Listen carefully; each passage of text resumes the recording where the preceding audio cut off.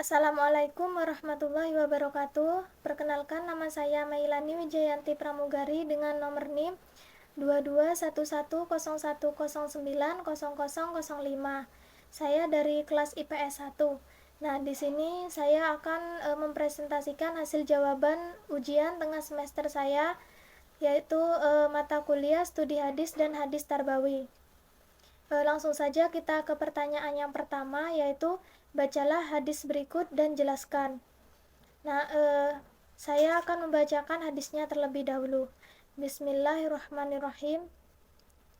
An Abi Darda radhiyallahu anhu qala qala Rasulullah man salaka tariqan yaltamisu fihi ilman sahalallahu lahu tariqan ilal jannah wa innal malaikata latadau ajnihataha ridho li talibil ilmi.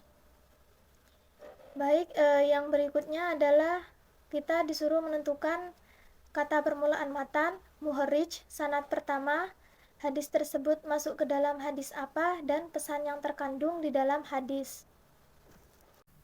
Baik, yang pertama adalah kata permulaan matan hadis.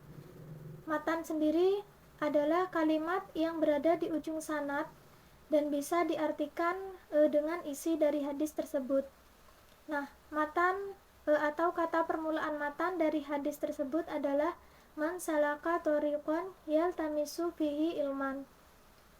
Kemudian yang kedua adalah muharrij. Muharrij itu adalah seseorang yang menuliskan hadis beserta sanadnya dalam sebuah kitab. Nah, muharrij dalam hadis tersebut adalah Ibnu Majah. Yang ketiga adalah sanad pertama. Nah, sanad sendiri itu adalah rentetan orang yang menghubungkan dari satu perawi hadis hingga sampai kepada Rasulullah. Nah, sanad pertama pada hadis di atas adalah Abu Darda. Kemudian yang berikutnya adalah hadis ini termasuk ke dalam hadis apa? Nah, yang perlu kita ketahui dulu, hadis itu ada 4 macam, yaitu hadis fi'iliyah, hadis qauliyah, hadis takririyah, dan hadis hamiyah. Yang pertama adalah hadis fi'iliyah.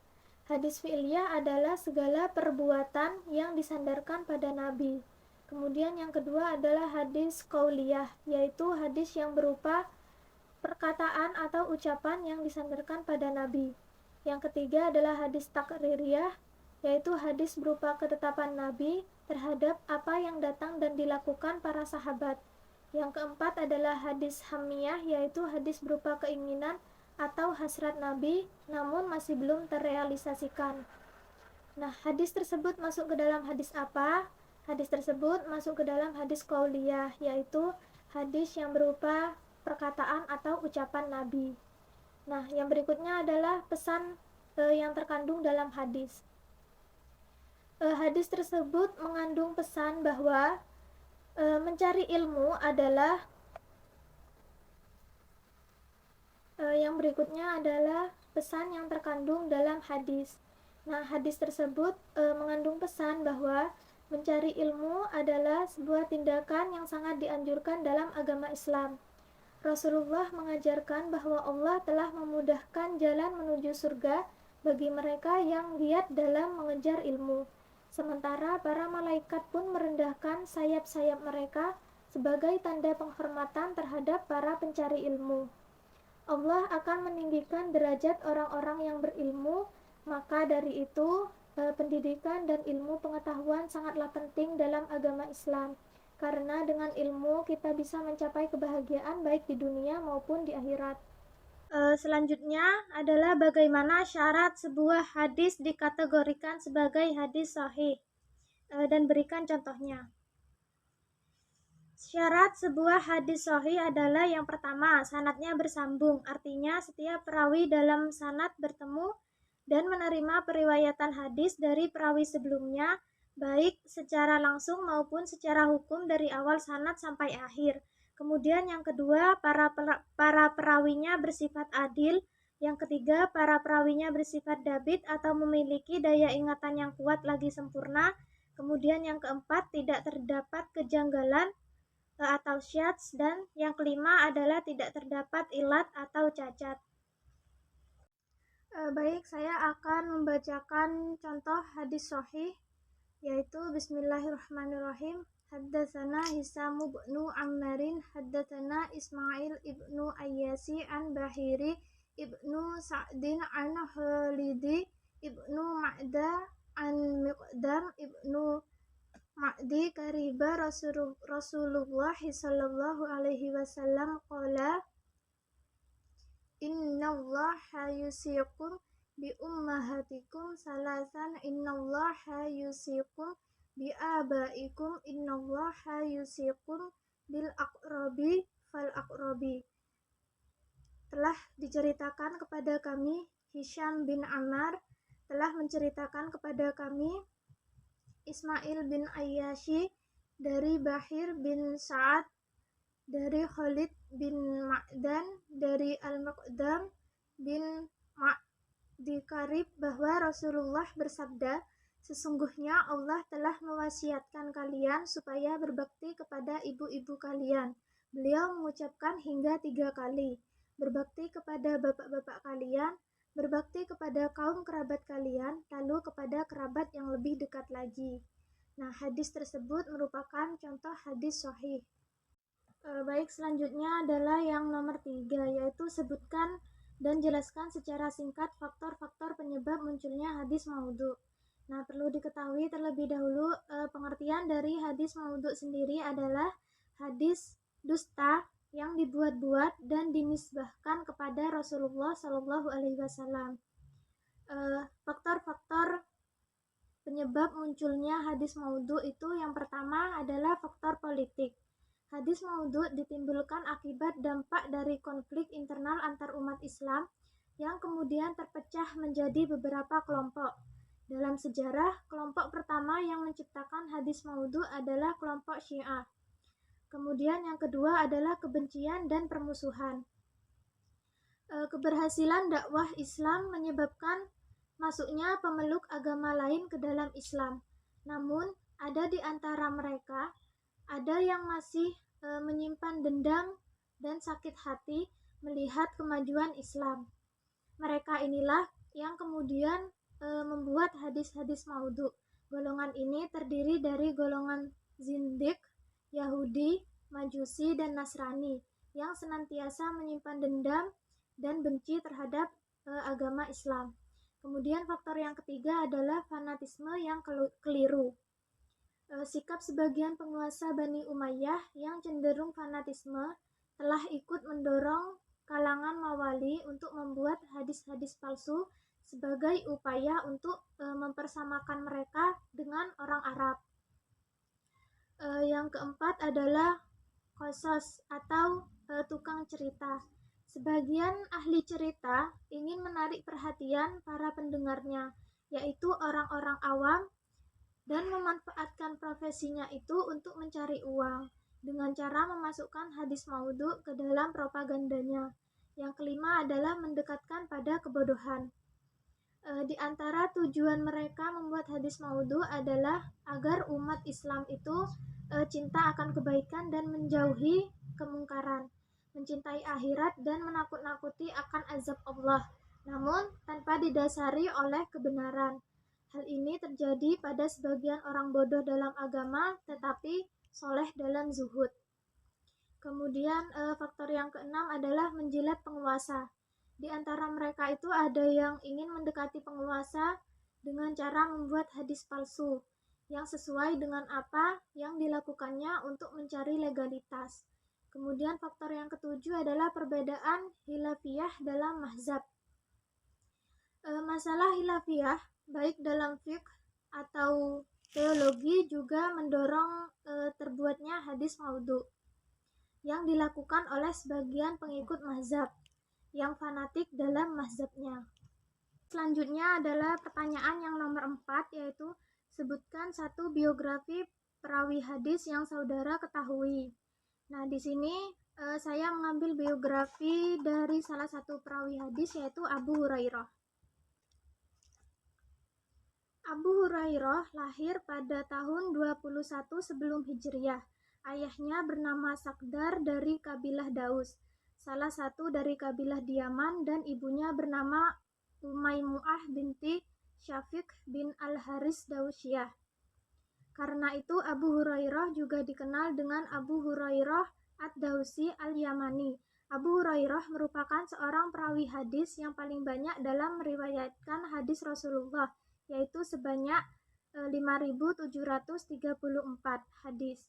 Sebelum masuk Islam, beliau bernama Abdul Syam yang artinya hamba matahari. Namun setelah masuk Islam, Rasulullah mengganti nama Abdul Syam menjadi Abdurrahman yang artinya hamba maha pengasih.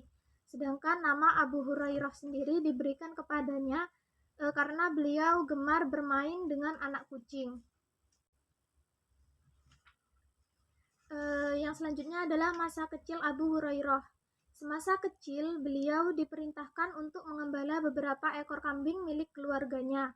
Di sela-sela mengembala, Abu Hurairah ini selalu bermain dengan kucing kecil di saat siang, dan jika malam sudah tiba, kucing tersebut diletakkan di atas pohon, lalu beliau pun pulang ke rumahnya. Kebiasaan ini berjalan terus-menerus sehingga teman sebayanya memanggil beliau dengan Abu Hurairah, yaitu yang memiliki arti si pemilik kucing kecil atau bapak kucing kecil. Ketika muda, Abu Hurairah bekerja pada Basrah binti Ghazwan yang kemudian dinikahinya setelah masuk Islam.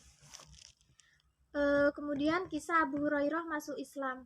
Abu Hurairah masuk Islam pada tahun 7 Hijriah atas seruan sahabat bernama Tufail bin Amru Ad-Dausi radhiyallahu anhu yang pernah bertemu Nabi Muhammad SAW dan mengikrarkan Islamnya sebelum hijrah Nabi SAW ke Madinah. Tufail bin Amru Ad-Dausi yang mendakwahkan Islam kepada kaumnya Ad-Daus, namun tidak ada yang menerima Islam kecuali satu orang, yaitu Abu Hurairah sendiri. Abu Hurairah sendiri itu masuk Islam pada usia 26 tahun. Namun ada juga beberapa pendapat lain yang mengatakan bahwa Abu Hurairah itu masuk Islam pada usia 30 tahun. Kemudian kisah hijrahnya Abu Hurairah. Abu Hurairah memutuskan untuk hijrah dari negeri Yaman ke Madinah, meskipun dengan perbekalan seadanya. Namun setibanya beliau di kota Madinah, malam itu tidak dapat disambut dengan Rasulullah karena mereka semua sedang berada di medan perang Khaybar. Keputusan Abu Hurairah untuk berhijrah dari Yaman ke tanah Madinah ini membuatnya kehilangan harta benda yang dimilikinya di Yaman. Namun kaum muslimin saat itu telah menyediakan tempat untuk tamu Allah yang tidak mempunyai harta dan keluarga. Mereka akan ditempatkan di Masjid Seraya belajar Islam kepada Rasulullah. Maka mereka dijuluki sebagai Ahlu Suffah. Ahlu Suffah merupakan sebutan untuk mereka para penghuni Masjid Nabawi saat itu, dan sahabat Abu Hurairah ini merupakan orang yang paling faqih di antara para Ahlu Suffah yang lainnya. Kemudian kedekatan Abu Hurairah dengan Rasulullah. Sebagai sahabat yang relatif baru, Abu Hurairah mendapatkan kemuliaan untuk bersama Rasul Muhammad hingga Rasul kembali ke hadirat Tuhan. Masa keakraban antara Abu Hurairah dengan Rasulullah ini berkisar sekitar 3-4 tahun. Masa yang pendek itu dimanfaatkan oleh Abu Hurairah untuk menemani dan menerima pelajaran hadis dari Rasulullah pada waktu siang dan malam hari. Bahkan Abu Hurairah selalu mengikuti Rasulullah di dalam pertempuran dan perjalanannya. Abu Hurairah pernah juga meminta kepada Rasulullah untuk mendoakan ibunya agar ibunya mau masuk Islam. Dan pada akhirnya ibunya pun benar-benar masuk Islam. Kemudian kritik terhadap Abu Hurairah. Banyaknya jumlah hadis yang diriwayatkan oleh Abu Hurairah ini sempat membuatnya diremehkan dan direndahkan. Pasalnya dirinya hanya sekitar 3-4 tahun saja mendapat pengajaran dari Nabi Muhammad SAW, namun telah meriwayatkan banyak hadis, bahkan jauh melebihi para sahabat lainnya. sehingga ada beberapa tokoh yang meragukan kebenaran hadis yang diriwayatkannya. Tokoh-tokoh tersebut diantaranya adalah Abdul Husain Syarafuddin dan Abdul Rayah dalam buku Abu Hurairah dan Adwa'u ala As-Sunnah Al-Muhammadiyah. Kemudian peran politik Abu Hurairah. Umar bin Khattab pernah mengangkat Abu Hurairah menjadi gubernur di wilayah Bahrain untuk masa tertentu. Saat Umar bermaksud untuk mengangkatnya lagi, untuk yang kedua kalinya ia menolak. Saat masa pemerintahannya ini banyak tuduhan yang dilayangkan kepada Abu Hurairah. Di antaranya tuduhan melakukan korupsi dan memihak orang-orang Muawiyah. Padahal pada kenyataannya ketika perselisihan terjadi antara Ali bin Abi Thalib dan Muawiyah bin Abu Sufyan, ia tidak berpihak kepada salah satu di antara mereka. Kemudian akhir hayat Abu Hurairah. Pada tahun 57 Hijriah, Abu Hurairah jatuh sakit dan wafat pada usia ke-78 tahun di Madinah dan dimakamkan di Jannatul Baqi. Nah, berikut adalah biografi dari Abu Hurairah, perawi hadis terbanyak pada masa Rasulullah Shallallahu Alaihi Wasallam. Selanjutnya adalah soal nomor 5, yaitu cari satu teks hadis tentang pendidikan, kemudian lakukan tahrij hadis dengan sistem digital menggunakan aplikasi ensiklopedi hadis. Cara tahrij hadis di aplikasi ensiklopedi hadis. Yang pertama, kita download dan buka aplikasi ensiklopedi hadis terlebih dahulu. Kemudian kita scroll dan di situ sudah ada 9 kitab hadis yang disebut dengan Kutubut Tis'ah. Di antaranya ada kitab Sahih Bukhari, Sahih Muslim, kitab Abu Daud dan lain sebagainya. Nah, kemudian kita ke pencarian. Di situ kita bisa mencari berdasarkan teks, bab ataupun berdasarkan penggalan hadis. Nah, di sini kita akan mencari berdasarkan bab yaitu bab menuntut ilmu. Nah, di sini kita sudah ada pilihan di mana kita akan mencari hadis tersebut, misalkan di semua kitab, cari di hadis Bukhari dan sebagainya. Tapi di sini saya akan mencarinya di kitab Sunan Abu Daud. Nah, kemudian muncul hadis-hadis terkait dengan hadis yang kita cari tadi. Di sini banyak sekali hadis yang terkait dengan menuntut ilmu.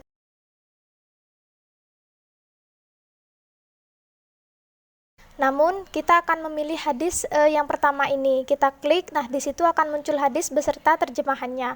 Kemudian juga terdapat tingkatan hadis bahwa hadis tersebut masuk ke dalam hadis sahih.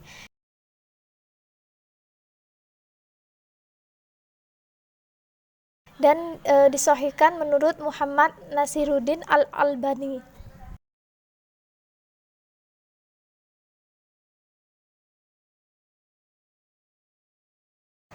Dan keterangan bahwa hadis tersebut ada di bab anjuran untuk menuntut ilmu dalam kitab Abu Daud nomor 3158. Di sini kita juga bisa mengklik detail hadis di pojok kanan atas untuk mengetahui nomor. Kemudian untuk melihat hadis-hadis lainnya yang terkait dengan hadis tersebut, kita bisa klik terkait pojok kiri bawah. Nah, di situ akan muncul beberapa hadis terkait. Kemudian selanjutnya adalah untuk mengetahui sanad hadis tersebut dengan lebih rinci, kita bisa klik sanad di bawah itu. Nah, kemudian akan muncul rentetan perawi yang meriwayatkan hadis tersebut.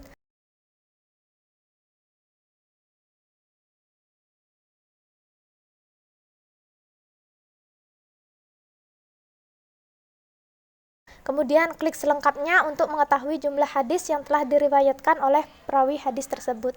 Nah, begitulah cara tahrij hadis melalui aplikasi ensiklopedi hadis.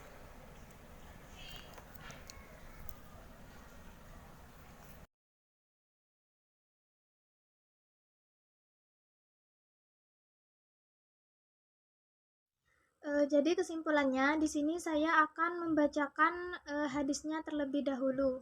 Hasil dari tahrij hadis melalui aplikasi ensiklopedia hadis.